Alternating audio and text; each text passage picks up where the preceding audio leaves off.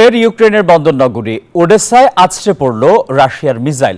বুধবার সকালেও রুশ ক্ষেপণাস্ত্র হামলায় প্রাণ গেছে আরও ৩ জনের। এই ঘটনায় গেল ২ দিনে ওডেসায় ৭ জন নিহত হয়েছেন, আহত হয়েছেন আরও অর্ধশতাধিক মানুষ।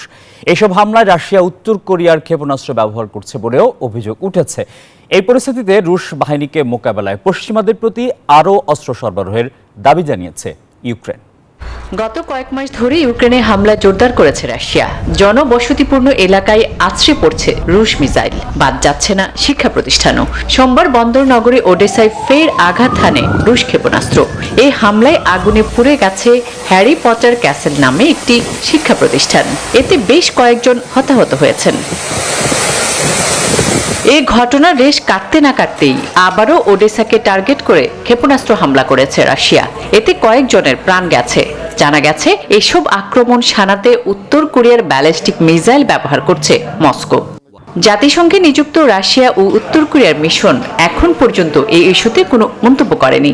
যদিও আগে থেকেই যুক্তরাষ্ট্র ও পশ্চিমা দেশগুলো অভিযোগ করে আসছিল রাশিয়াকে অস্ত্র সরবরাহ করছে উত্তর কোরিয়া, তবে তা নাকচ করেছে মস্কো ও পিয়ংইয়ং।